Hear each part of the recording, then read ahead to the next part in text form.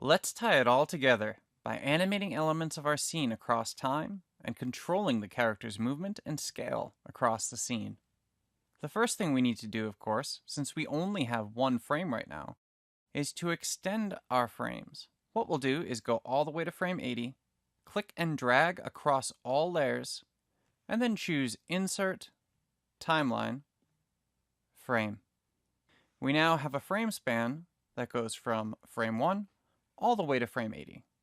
The first thing we'll do is animate our character from one side of the stage to the other. So for that, let's go ahead and actually zoom out about 50%, because what we'll want to do over on frame 1 is to start the character off somewhere around here. Setting it up this way, the character won't initially be visible. We also need to create a motion tween here. So since I have everything selected already, all I need to do is to choose Insert, Motion Tween. And then as we see, we have a motion tween indicated by the blue background and the change in the layer icon. Moving our playhead down to frame 80, the final frame, we simply need to click and drag to wherever we want the character to stop on frame 80.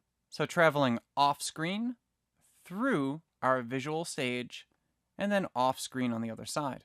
You'll notice here that when using a motion tween, we automatically get this motion guide.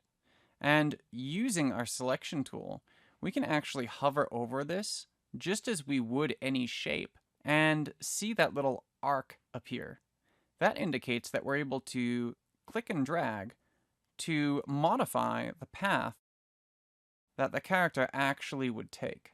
So let's do something like that. And to preview this, we can click and drag and see how the character does indeed adjust the position based upon that guide. We can also select the entire motion guide and move the entire thing up and down.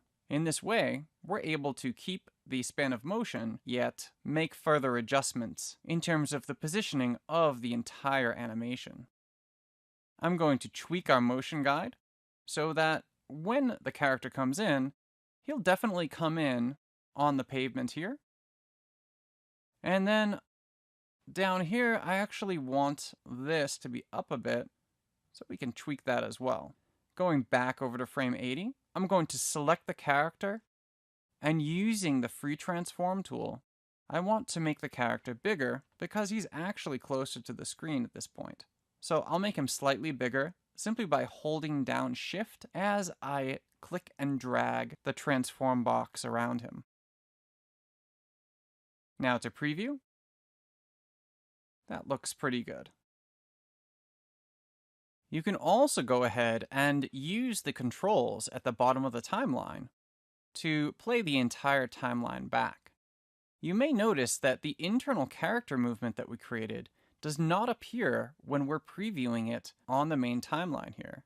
That's due to the character itself being a movie clip symbol. Any animation within a movie clip symbol is not going to be visible because a movie clip symbol's timeline and the main timeline are not bound together in any way. So to actually see the animation, we'll have to preview this. To preview an animation, go to Control, Test.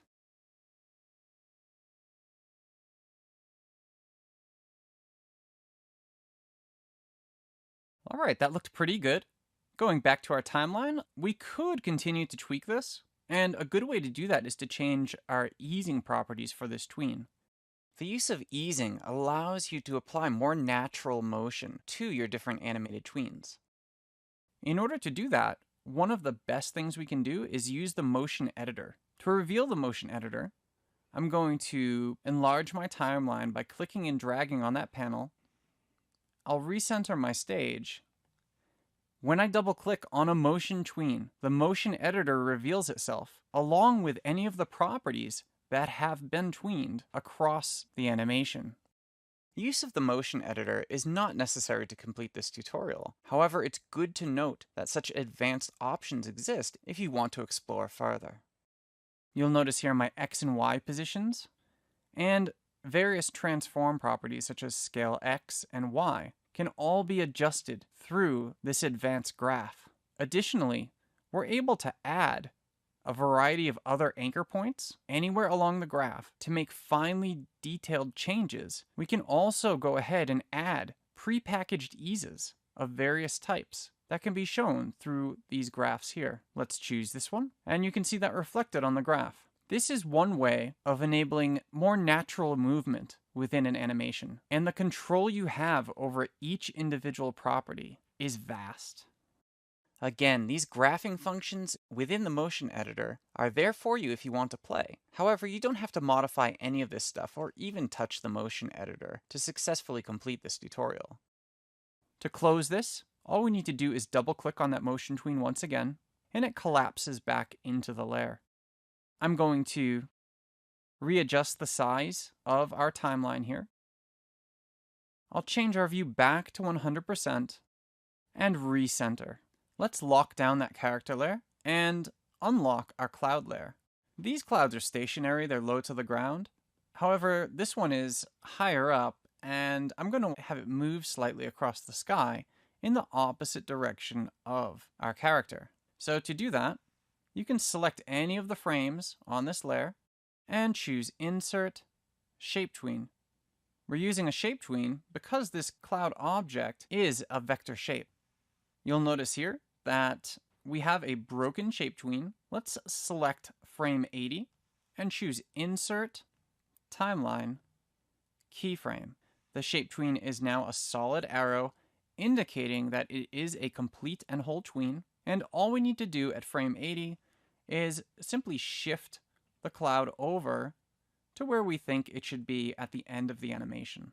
We can of course preview the entire thing again either through the timeline control mechanism here or by once again going to Control, Test.